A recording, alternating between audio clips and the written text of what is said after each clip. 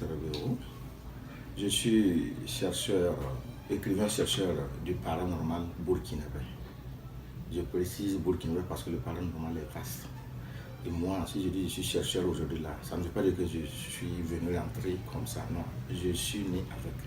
C'est depuis mon enfance que j'ai remarqué beaucoup de choses qui se passent dans ma vie et que le commun des mortels ignore. Nous sommes peut-être 3 ici, mais il y a une 4e personne que vous ne voyez pas. Quand j'étais petit, c'était fréquent chez moi. On est en train de marcher à pied comme ça, on a de la compagnie. Mais au tout début, je croyais que tout le monde voyait.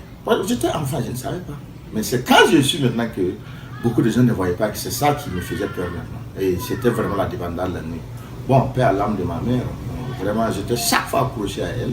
Quand je l'expliquais, elle n'allait pas me donner des explications. Mais bon, on était tous des croyants. Je suis né catholique, dans une famille catholique, père catholique, maman catholique. Donc chaque fois, on partait à l'église pour prier. Mais étant petit, bon, on ne me prenait pas au sérieux, quoi. Il y a d'autres qui disaient que non, mais tu as peur, tout ça. Bon, vous voyez, donc je me suis résigné à moi-même. Quand j'ai vu que personne n'en parlait, je me suis résigné à moi-même. Et j'ai suivi ça. Je vous dis que c'était vraiment la vraie hantise. Ce n'est même pas pour rien que je suis sur la recherche, c'est parce que j'ai pensé surtout à mes enfants. Si mes enfants devaient suivre ce que j'ai suivi à mon enfance, c'est vraiment catastrophique. Le paranormal, c'est vraiment quand vous avez des manifestations, un enfant qui est né avec des manifestations autres que les autres personnes, chez nous, en Afrique, surtout au Burkina, est un élément du paranormal. Parce que vos agissements, votre comportement, vos visions ne sont pas les mêmes. Donc quand on va tourner vers au niveau des visions, vous allez voir que le paranormal tend vers un don de Dieu. Pour moi, au début, on avait dit que c'était satanique. Mais quand je l'ai compris, j'ai vu que non, au contraire, c'est un don de Dieu. Être là, voir des visions, sentir des événements qui vont venir. Et avant les autres, vous voyez que déjà que ce n'est pas facile. Vous pouvez le développer avec des racines et avec la prière aussi. Parce que pourquoi? Je dis que par fini, ça se transforme, c'est un don de Dieu. C'est un don de Dieu. Parce que tout ce qui est positif, c'est pour Dieu. Tout ce qui est négatif, c'est pour l'autre côté, comme on dit, Satan et autres. Donc quand ça devient positif, c'est Dieu.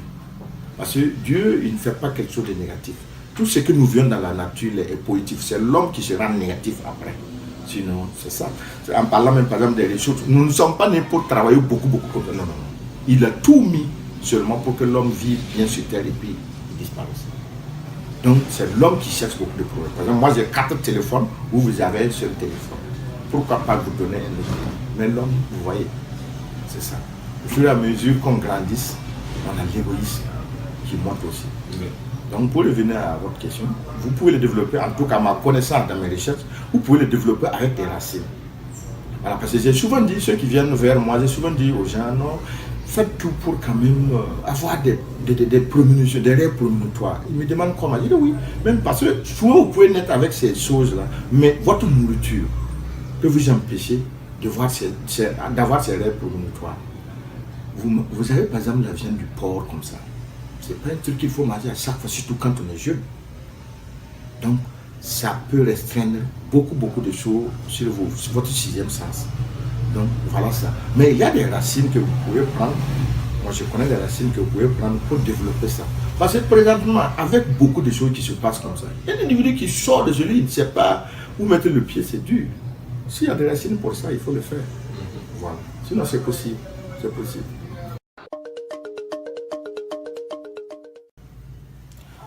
Sinon, la nourriture, par exemple, que vous pouvez manger, il y a de la salade. Et avant, il y avait une nourriture que quand on était petit, on mangeait. Et à chaque fois, il venait me dire que voilà cette nourriture. Avant, effectivement, c'était comme ça chez moi. On venait, la nuit, par exemple, ces choses-là me disaient telle chose est bien, telle chose est bien. Par exemple, une nourriture qui peut amener. Vous voyez l'association, par exemple, du couscous, du mil, du sorgho rouge et du sorgho blanc. Le petit mil, c'est-à-dire les 3 associations.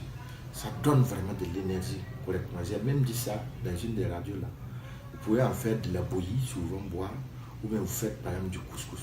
Quand on était jeune, on nous donnait ça beaucoup, mais je me demandais si les parents étaient au courant de ça ou ils faisaient ça comme ça.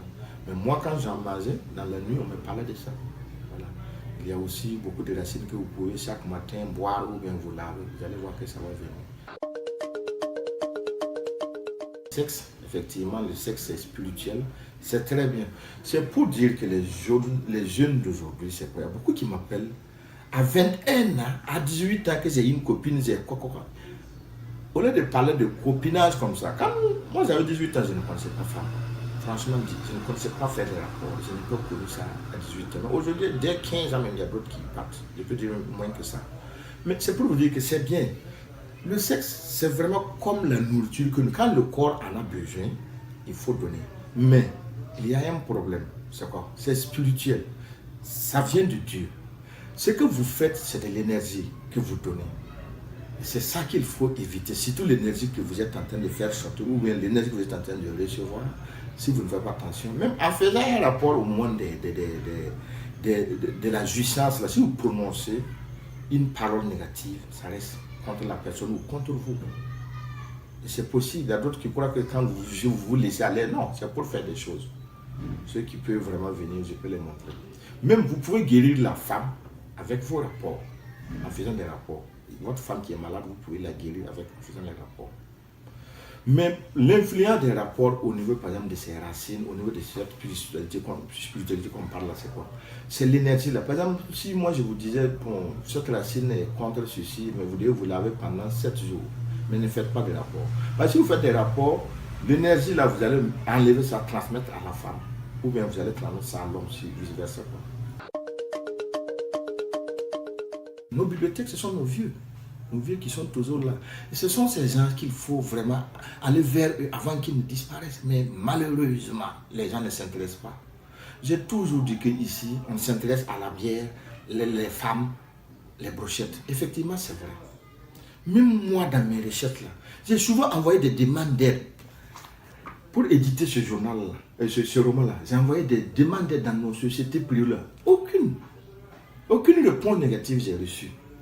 Si c'est par exemple Miss quoi, on donne l'argent. Mais dans les recherches du contexte africain, on s'en fout. Mais c'est dangereux. C'est vraiment dangereux. Je ne sais pas où on va. Vous allez écrire, faites. Moi, je n'écris même plus. C'est ceux qui, quand même, qui parlent de moi. Je ne demande même plus, je vous l'ai dit. Je ne demande même plus d'aide parce que quand tu demandes de l'aide, c'est comme si tu veux aller faire n'importe quoi. Mais donc, pour revenir à votre question, c'est pour dire que moi, je suis allé, en tout cas, dans mon cas, je suis allé vers les vieux là, pour les expliquer mon problème. Et c'est en retour maintenant, ils ont commencé à me donner des conseils sur ça, sur voilà, effectivement, un enfant qui est né dans ça, là, c'est ça, il doit faire, c'est comme ça, il doit faire. Mais au début, moi, je ne les prenais pas au sérieux. Parce qu'à chaque fois, ils me disaient que non, toi, tu serais un individu qui va chaque fois accueillir un monde, tu vas donner vraiment de toi-même. Je dis, comment ça, que toi-même, tu vas regarder, que tu es un enfant, mais tu ne sais pas d'abord, quand tu vas grandir, tu vas voir. Et effectivement, c'est ce que je fais présentement, je reçois des gens, je conseille, et je donne même certains médicaments, beaucoup de choses. Je fais la prière sur d'autres personnes. Donc, c'est pour dire que pour faire ces recherches, il faut repartir carrément dans le tiroir. Maintenant, voir ces vieux qui sont là, et puis ils vont vous expliquer. Et c'est en concoctant cela que vous revenez chez vous maintenant, et vous faites maintenant le nettoyage pour trouver le vrai. Parce que ce n'est pas eux tous ceux qui vont dire le vrai. Il faudrait vraiment parler des choses quand même de nos grands-parents qui nous ont légués, qui sont corrects. Parce que bien avant le blanc là-haut, nous aussi on avait, premièrement nos prévisions, on avait aussi nos médicaments et c'était vraiment fort aussi. Bon, premièrement on a des problèmes parce qu'on est à cheval. L'autre côté, on n'a pas fini de faire, et là aussi on ne connaît pas. Donc on est au milieu. Moi souvent je reçois des gens qui ont des problèmes. Si tu n'es pas vraiment un parent normal, tu ne peux pas. Ils ont été par exemple à l'hôpital, ils n'ont pas trouvé gain de cause. Ils sont allés à la prière, ils n'ont pas trouvé gain de cause. Mais maintenant, il faut aller où? Quand ils viennent vers chez moi, par exemple, moi je dis non, la prière ne peut vous guérir. Comme les racines aussi, c'est la même chose. Mais c'est des problèmes psychologiques. C'est ça qui fait ça. Je ne dirais pas ça comme ça. Moi, je dirais que non. Pour eux, bon, est-ce que c'est la peine d'envoyer beaucoup de sous dans ça? Qu'est-ce qu'ils gagnent dans ça? Toutes les sociétés, qu'est-ce qu'ils vont gagner en termes de publicité? Mais si c'est par exemple une mise qui s'organise quelque part, là, bon, là-bas, ils vont exhiber beaucoup de choses. Mais ce qu'ils oublient, c'est que moi je voulais dire, ce qu'ils oublient là. Les recherches, par exemple, là, aboutissent à quelque chose. Et vous ne pouvez jamais, quelqu'un qui pose des actes comme ça, là, votre nom va rester. Premièrement, vous allez avoir de l'argent, ça c'est vrai. Votre nom va rester. Parce que si, par exemple, moi j'arrivais à trouver quelque chose là, mais en vendant là, ce n'est pas eux qui vont avoir. Et le nom va rester. Prenons par exemple les instituts, par exemple, pasteurs comme ça là. Ce n'est pas des recherches qui ont mené. Et puis les gens ont été sauvés. Et c'est la même chose ici. Mais quand vous envoyez, Non. Alors que quand ça les chauffe, ils vont courir venir. Justement. Ah oui.